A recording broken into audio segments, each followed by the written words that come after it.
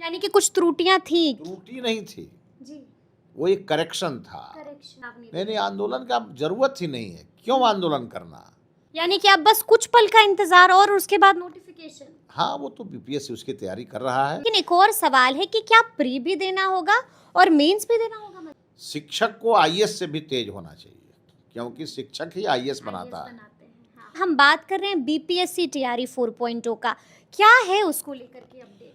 नहीं, बीपीएससी का टीआरई 4 का अधियाचना हमने भेज दिया है, और जो कुछ विषय आया, मैथिली का, भोजपुरी का, बंगाली का, इन सब चीज़ों की जो बात आई, तो उसका सप्लीमेंट्री बन के चला जाएगा।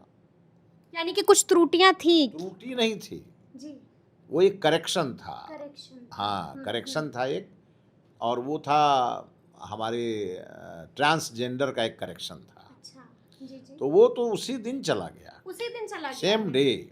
यानी कि अब बस कुछ पल का इंतजार और उसके बाद नोटिफिकेशन। हाँ, वो तो बीपीएससी उसकी तैयारी कर रहा है, और जो चीज़ें हमें सप्लीमेंट्री में भेजनी है, जो भाषाई वाला मामला है, उसको भी मैंने सभी डीएम को हमने खबर किया है, और जहाँ कुछ कुछ ऐसी वैकेंसियाँ छूटी होंगी, बिल्कुल जी, और उसके आरक्षण रोस्टर क्लियर करके आएंगे, हम उसे भी भेज देंगे। उसे भी भेज देंगे। बिल्कुल। यानी कि लगातार काम हो रहा है इसको लेकर के। लेकिन एक और सवाल है कि क्या प्री भी देना होगा और मेंस भी देना होगा मंत्री? देखिए, ये विषय मेरा नहीं है, ये विषय परीक्षा 1 होगा या 2 होगा, ये परीक्षा बीपीएससी को लेना है।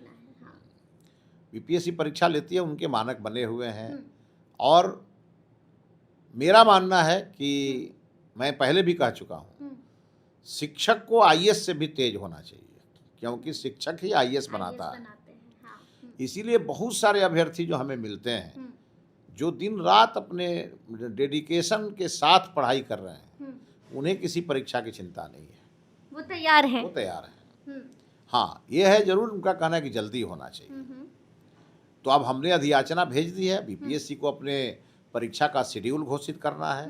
बीपीएससी घोषित करेगी भी, बीपीएससी उसमें लगा हुआ है, और जब शेड्यूल घोषित होगा तो मुझे विश्वास है पारदर्शी रूप से परीक्षाएं होंगी, और हमारे जो आज अभ्यर्थी हैं, वो कल के हमारे शिक्षक हैं। जब वो शिक्षक बन के स्कूल में आएंगे, तो मैं बतौर शिक्षा मंत्री उनका स्वागत भी करूंगा। स्वागत भी कीजिएगा उनका जब वो परीक्षा क्वालिफाई करके आएंगे। ये भी आप बड़ी बात कह रहे हैं, लेकिन आपने देखा होगा कि एस्टेट वाले भी अब आंदोलन की चेतावनी। नहीं, आंदोलन का जरूरत ही नहीं है, क्यों आंदोलन करना। भाई, आप आज मुझे मिले थे कुछ बच्चे, हमने उनसे कहा, भाई जो परीक्षा अभी घोषित नहीं है, जिसका अभी तक फॉर्म भी फिलअप नहीं हुआ, हम कैसे उसमें अप्लाई फॉर करके भेज देंगे। चीज़ों को समझना चाहिए। अगर हम कर देंगे तो जो अभ्यर्थी पहले से पास करके बैठे हैं, वो तो कोर्ट चले जाएंगे, तो फिर लटक जाएगा। यही चीज़ मैं समझा रहा हूँ। जब हम हर साल ये कर ही रहे हैं, तो जो बच्चे इस बार एसटीईटी पास करेंगे, फिर अगली बार वो बैठेंगे।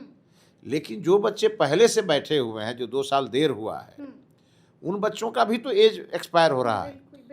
इसलिए उन्हें हमने आज समझाया है कि पहली ट्रेन छूट रही है तो चिंता न करें, जो इसके बाद वाली ट्रेन आएगी उसका स्पीड और हम बढ़ा देंगे। अच्छा, जी। और उस पर आप चढ़ सवारी करके आप पहुंच जाएंगे अपने जगह पे। यानी कि लगातार आप समझा भी रहे हैं, लेकिन हम आपको बता दें कि शिक्षा मंत्री को पदभार ग्रहण किए हुए मात्र कुछ महीने हुए हैं मंत्री जी, और 2 महीने से थोड़े अधिक हुए हैं। और यहाँ पर ट्रांसफर पोस्टिंग का पेज भी सुलझ गया है। बीपीएससी टीआरई 4.0 जिसको लेकर के लग रहा था कि कहीं लटक ना जाए, लोग परेशान थे, वो भी आपने सुलझा दिया। किस रफ्तार से काम कर रहे हैं? अभी तो वंदे भारत के इसकी रफ्तार से चल रहे हैं जी। जब बुलेट ट्रेन आएगी तो फिर उसका रफ्तार पकड़ेंगे।